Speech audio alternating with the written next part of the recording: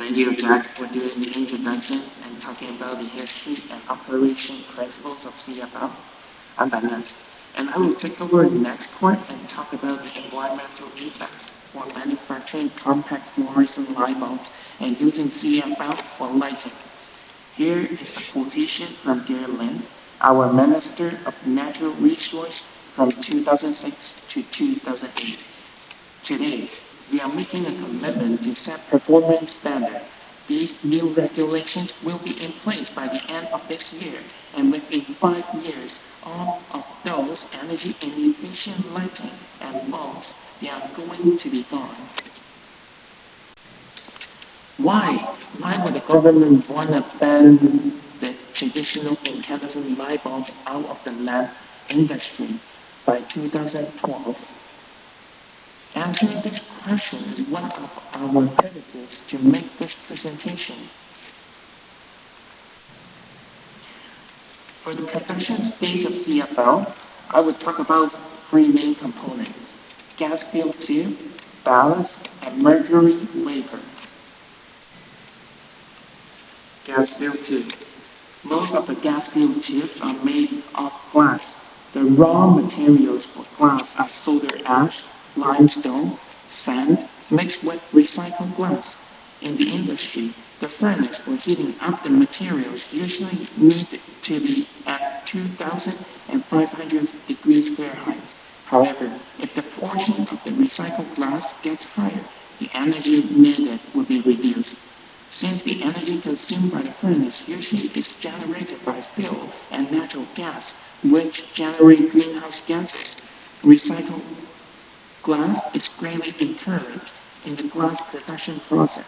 The figure at the bottom demonstrates the relationship between the energy consumption and amount of recycled glass applied. More recycled glass, less energy consumed. Less energy consumption means lower greenhouse gas emissions. And here's the calculation for producing 1 kilogram of glass. Suppose we have 0% of recycled glass, and the efficiency for our furnace is 30%. We will probably have 250 grams of carbon dioxide, 4.32 grams of sulfur dioxide, and 0.624 grams of nitrogen oxide emitted into the atmosphere. Ballast. Ballast is a safety device for current control, which makes sure that the CFL is working under safe conditions. Ballast is an electronic circuit board combined with transistors, diodes, resistors, capacitors, inductors. The following are the 2 tables for audience references to the material and energy consumed for producing a ballast. In the industry, limestone and oxygen or iron metal are the most common materials used to have chemical reaction with cinnabar ore, which contains mercury sulfide.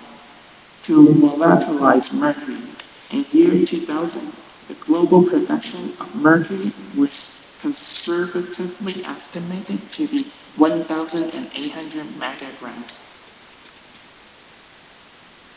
Because mercury is a poisonous metal, mining for cinnabar ore causes certain health issues and social impacts such as water contamination.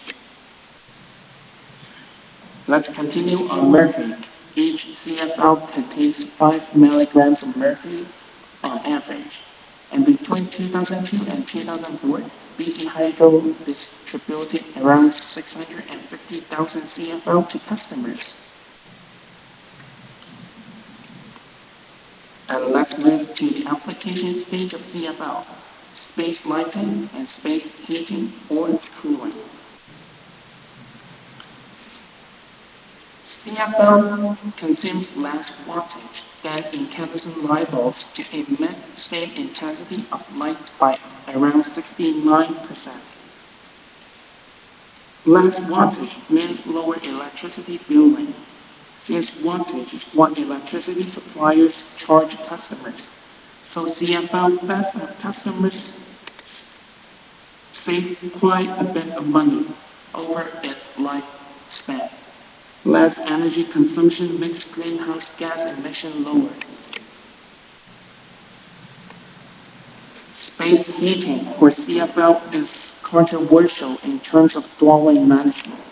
CFL saves customer electricity billing for lighting. However, many engineers argue that during heating seasons, the billing for using CFL will be higher than using incandescent light bulbs because CFL has a much lower loss to the air. Here's a background research conducted by Natural Resource Canada in partnership with Canadian Centre for Housing Technology. In the experiment, there were 33 tax houses all over around Canada and the US. Each house has 186 square meters in area.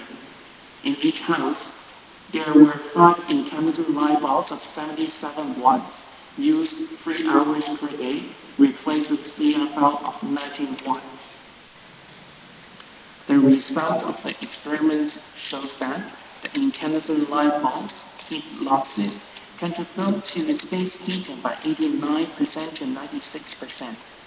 And CFL reduces energy consumption by 69% but increases heat cost by 28.7 megajoule per day.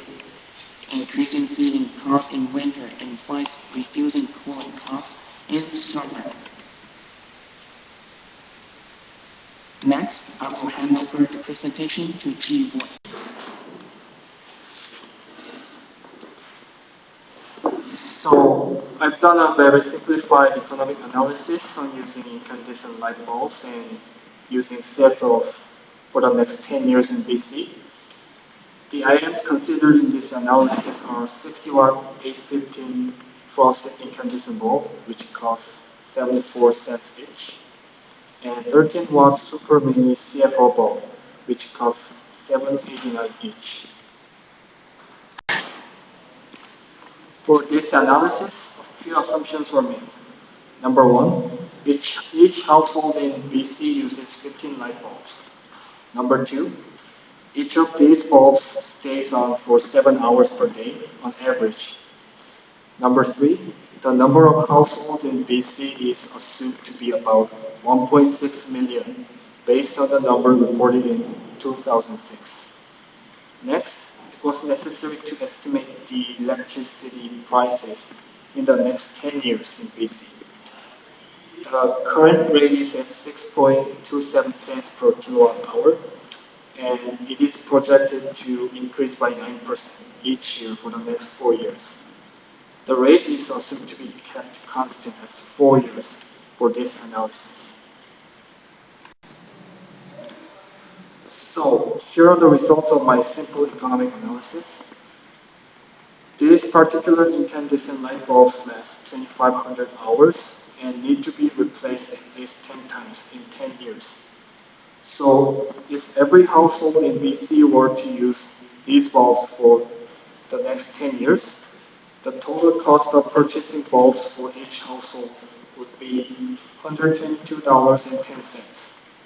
And the total electricity cost for each household would be $1,880.30, with the overall cost of $2,002.40.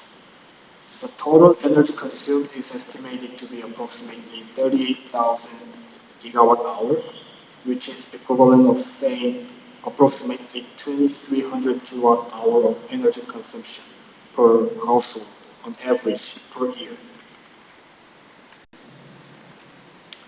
On the other hand, these particular CFLs last 10,000 hours and only need to be replaced twice in 10 years.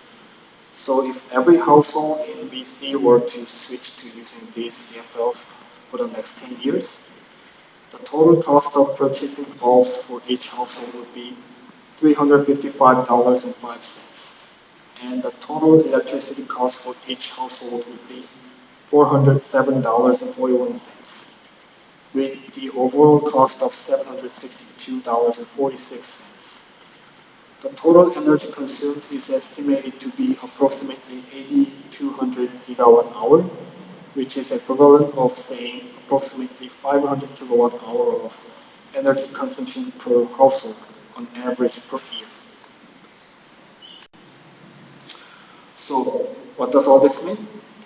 Obviously, the consumers save a lot of money due to the fact that CFLs only consume about 4 times less energy than their equivalent incandescent counterparts do.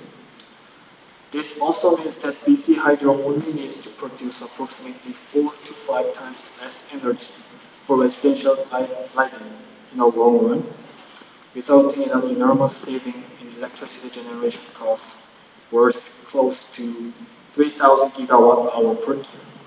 So everyone is happy in the end. So now I'm going to talk about health issues associated with CFLs. Health concerns are raised mainly because of the fact that CFLs contain mercury, which is very poisonous. However, there is no risk as long as they remain unbroken. There are also concerns regarding the fact that CFLs emit UV light and electromagnetic fields, but Health Canada suggests that CFLs do not pose a health hazard to general population as long as they are used as directed. But there are many people who are bothered by electromagnetic fields generated by CFLs and are suffering from a condition known as electro-hypersensitivity, or EHS for short. EHS is a physiological condition characterized by neurological and immunological symptoms that are intensified when exposed to electromagnetic fields. The common symptoms of EHS include concentration problems, memory lapses, headaches, dizziness, and eye irritation. And CFLs are one of the known sources that cause EHS. This graph shows the result of an online survey to determine how people suffering from EHS respond to different types of lighting. As it can be seen here, high percentage of moderate and extreme headaches were reported when exposed to both fluorescent tube and CFL lighting, confirming the effect of CFLs on EHS.